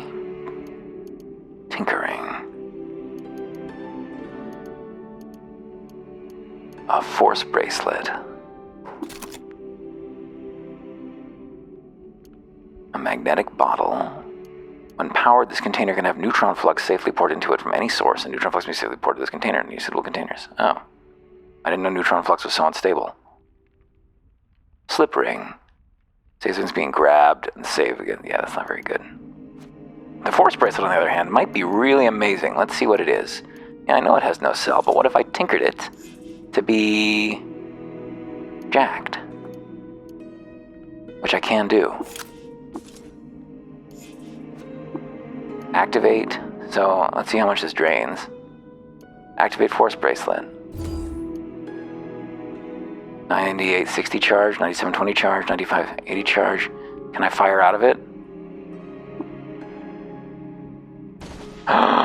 I can even fire laser weapons out of it. Well, we now have an unlimited force field. Well, not unlimited, but we really need to boost our electric generation a little more here. Because it only drains it by a little. 9520, 9380. If we get like 2 more levels, we should be sweet. So let's make that one. Does B do anything? Oh, B's for Basque. Z doesn't do anything. Let's bind Z to force bracelet. Z. Hell yeah. Wow. Well, I hadn't noticed that we had found a force bracelet thingy. That's pretty cool. Apparently it will push around the wall. Yes, it pushes walls around. Whoops. And destroys them, I guess. Well, we can turn that off. Look at how quickly our charge just rebuilds. Oh my goodness. Dude. Oh, turning it on actually takes a bunch. But we have a bunch. 9580, 9440, 9300, 9660, 9520, 9380, 9740. Actually, we do have unlimited already. Yeah, we already have more than enough for unlimited. 9720, 98, or almost. Yeah, we already generated enough to be unlimited. That's where it ended up. Oops, how long? Was I paused there? Was I paused? We went and we murdered a mechanimist, legendary, to gain some bird rep, which is not very useful, but whatever. And now we're 500 rep with birds. It's pretty sweet. And we came back to the 6-day still to throw some stuff into this hole to make it up to the mechanimists. Can I go down here? No, I can't go down. Can I go down here? I want to go in the hole. Okay, so what should we throw in? What should we throw all in? The displacer bracelet? That's not very useful. Plasma grenade. We throw in all our Mark 1 grenades. 3 Mark 1 fungicide grenades. Sleep gas grenades. And throw in our HE missiles. I think the level 1 grenades are mostly not worth using, really. Salt mill. Carrying that one around. You can take this counterweighted folding chair. I think we learned to make counterweight already. 20 more folding chairs. I've been carrying 20 folding chairs around.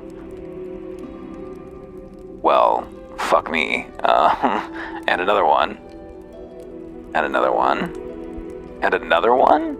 How have I been carrying around so many folding chairs? Oh, the engraved carbine's worth 20. It must just be its value, straight up. Wait, I don't have an Eater's Nectar injector. I don't have an Eater's Nectar injector, do I? Combustion cell, solar cell. Here we go. Jack laser as well. 97 reputation. 97 reputation. That's what I was looking for. 97 reputation, 75 reputation. All right, these guys are gonna love us. Let's get rid of these pump shotguns too. No, not that. That's very important. I didn't want to add O. I wanted to accept. Delete to accept. Whoop. Hell yeah. Big rep gains. So, come and share this peaceful space. So what are your reps like? The Gersh, that was the problem. I just didn't want to make the Gersh even angrier at us. But if we're ever going to befriend the Gersh, it's going to take a lot of work to do, so. Oh, he's already our water brother. Okay. You want a secret? I got lots of forgotten ruins. Teach me proselytize. Now I can recruit someone else, potentially.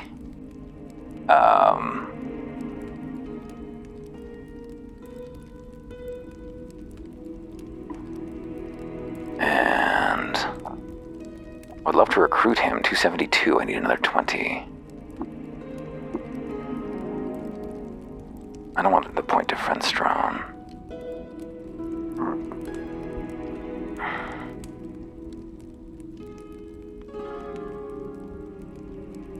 Well, that can wait. What is he like? An electrobow. He's a rifleman. Knocked prone? Oh, my fly fell off, I guess, when I attacked. Oh, I should turn in these final books. I've read them all now, right?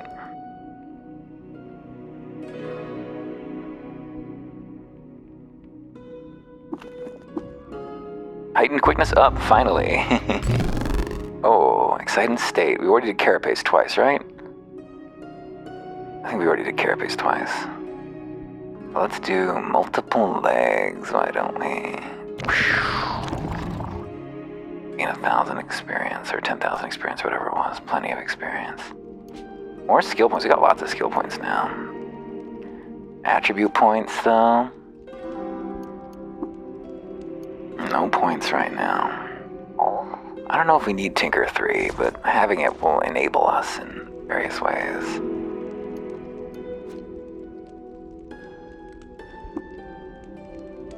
Alright. Okay, we still haven't done what we came here to do, though. We came here, as in, to play the game at all to do. Which is to find this fucking plant. No, not right now. No, not right now. It's somewhere in the center of one of these. It doesn't have water vine, it has something else in it. Whichever tile it is not full of water vine. Is it here? Water vine. Is it here? This all looks like water vine to me. This looks like water vine. Wait, was it? What is that? Rhinestock. Is this what I'm looking for? I'm looking for a goddamn glow pad. One of these glow pads is a person.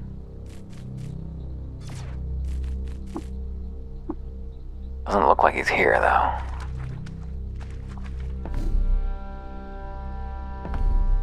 Whoa, that's not a lair. How did I discover a lair? I thought I checked all these tiles. Oh well. Do I still have any ability to make nice with unshelled reptiles? Is that a thing that I did?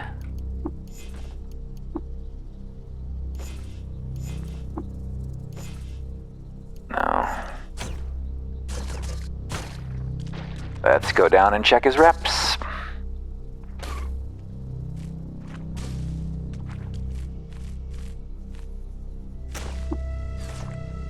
Head downward, please. I'll pause you. Oops, killed him by accident. Unshelled reptiles, craters, birds, love me. Succulents. That one's actually highly entropic beings. Cool.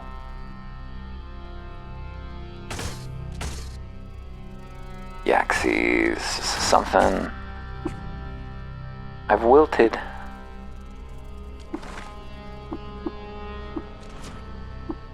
Well, that was a very unpopular crocodile that we just murdered.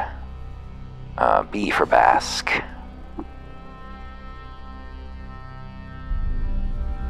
Why am I hampered?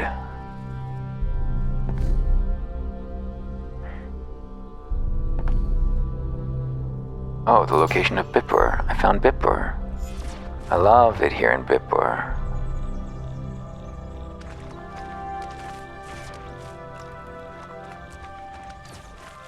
I see fish. Oh, a legendary glowfish. Are all mayors legendary? Ooh. He stares at us blinking. Why is there a salamander here? A Tantaligual has been here as long as I remember, reclining on warm rocks, live and drink. Why are we weird about that? Let's trade. Nothing to trade. I'm looking for work. Speak to Schwubas to the west, live and drink. Thank you, I have more to ask. Oh, there's a warden here. He's a glow white. Gyre white. Salt-encrusted warden Ishur. I can't do the water ritual with him? Okay. He's a warden, but he's not a guy. His stomach is greasy and bloated from the curdled hemolymph, and his limbs are shrunken and folded. He's the vessel of the metamorphic Newman now. The scars of his scrambled egg genome underwrite his slumping body like bright scabs. Doom, doom, doom, doom, doom. Hey, Schwulbus. Do you have anywhere? Oh, this guy can do the water ritual. How's he popular? Admired by villagers, disliked by urchins now. He's not even a fish. Oh, he is loved by fish, actually, so that would be worth it. I think urchins are always sassy. Hard to get away with them, so... Fish! Urchins are really hostile, yeah. Ooh, what a savory smell. Balsamic vine wafer algae. Oh, I want him to join me. I want the fish. I learned his thing. And I summoned him. I took him on. I have a fish now. Can I still talk to him? Do you have any work that needs doing? Drifter, are you acquainted with the shrine to Jershir, the prismatic babe of trees at Arkuna? It is considered a relic to it is a consecrated relic to us. Often make pilgrimages to pray at it and contemplate trolls. It'll be a blessing if you would do it too, will you? We'll compensate you for your service. I'll pray at the shrine to Shashir, the prismatic babe of trees, as you ask. Well, where is it? Shashir. Where is Shashir? 5 Parasang. Oh, well, there's Shashir Well. I've been there before. Is that it? Is that the Zershir we're looking for? Zershir. Pray at the shrine to Zershir, the prismatic babe of trees. Oh, Alarcuna is where we want to go. Where is Alarcuna? There it is. Okay, we know where that is. That'll be easy enough to do. Yeah, it's just right over there. No, that's fine. Alarcuna. Nowhere else to explore. What do you mean there's nowhere else to explore? We just got here. We only just arrived. Hey, it's the shrine to Shashir. That's what we're looking for. I want to pray at it. Pray. Hey, where's the fish? He's not here. Where is he? Did he not come with me? Is he dying somewhere? Is he gonna die of being a fish? And he just not... he's gonna die of being a fish. I should never have done this. Oh, I've prayed at the shrine. Thank you for your service. Please choose a reward. Ooh, magnetized boots, portable beehive, or laborer security card, silver key. That might be useful. I didn't mean to kill you, fish. Where was his village? It was down there, right? No. Hilarious. Snapjaw. Let's get in there and kill it. Do.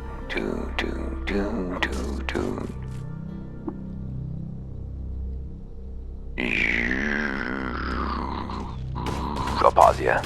Oh, a slime weep. Sweet, we should grab some slime. Oh, carry weight's turned off. We can just grab lots of slime. Oh, that's beautiful. Where's the slime, though? Why are slime weeps not points of interest? Why are weeps not points of interest? I don't understand. Well, I guess there is no weep. Oh, there we go. There was the one. Villagers. Urchins? Vines are indifferent to us, hell yes! Oh, my jacked force bracelet, yes. Name something from the Snapjaw's culture. No, not that. Something else? No.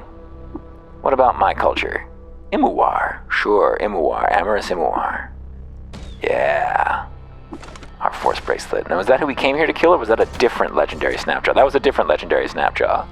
There's more still to find and murder here. There may be multiple legendary Snapjaws here. I'll let you know if we find anything. Got the other one, or another one. Hindran of Bela. Or bears. Excellent. That's close to neutral with bears. I don't know if that would help, but it would be cool. The location of I just wish the Snapjaw would forgive me. Oh, another legendary. Okay. The Gersh went way up. Wow. I really want to get the Gersh to a place where I can talk to them. That would be perfect. No stairways down. Okay, that was it. Well, hang on. Was there anything interesting down there? Scaled black robes. Oh, my poor fish. He just spawns in water wherever he can. Oh, no. My poor fish. I shouldn't have done that. He shouldn't have agreed to come. What was he thinking? He's a fish. I don't need to do that anymore. I mean, I do need to do it to use them, but... Where is that village? Is it here? Bipur? Yes. Where's the mayor? Please stay here, Mr. Mayor. You need to not be part of this party anymore. Schwubus? Please stay here. Dismiss.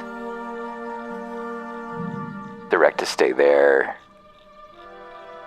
There's no dismiss, huh? Straight up.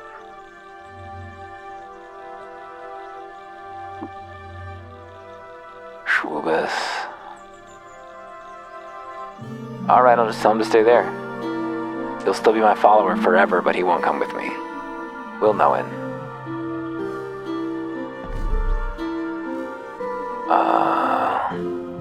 Okay. Should get rid of that site now. What was it called?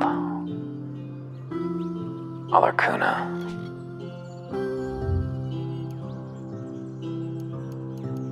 There should really be a deselect all situation. Okay. What was here? Oops. Says there's something here. I guess not. Pulled and found that goddamn fish. Where is it persuasion? I can't just buy snake oiler if I want. But I want to buy it with fucking rep. I don't want to pay for it with skill points. I want to buy it with rep. It's supposed to be a thing. Oh, I accidentally visited Keyball Scientist Home, which is also in the center of its parasang. Well, should I explore Keyball Scientist Home? See what I see? Does it even have multiple floors? Do I know this one already? I didn't need to look at it. There is multiple floors. There are, indeed, multiple floors. There we go. I'll let you know if anything interesting happens. Oops. Found a legendary and killed him by accident. Despised by some guys I never heard of. Did that guy have anything? Any interesting stuff on his body? No. Doesn't look like it. Oh, clear gloves of Kibal, Scientist Home. +5 quickness, grants you clairvoyance level 2. Sure.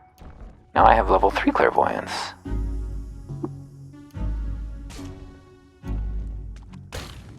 Slate frock.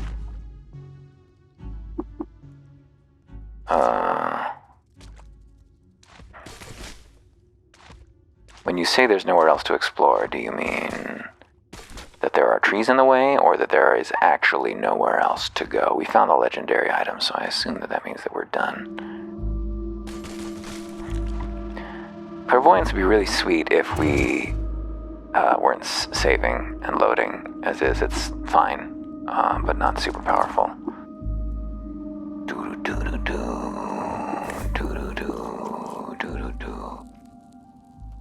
Whoops, and something came up for work that's going to need the use of OBS, so see you soon.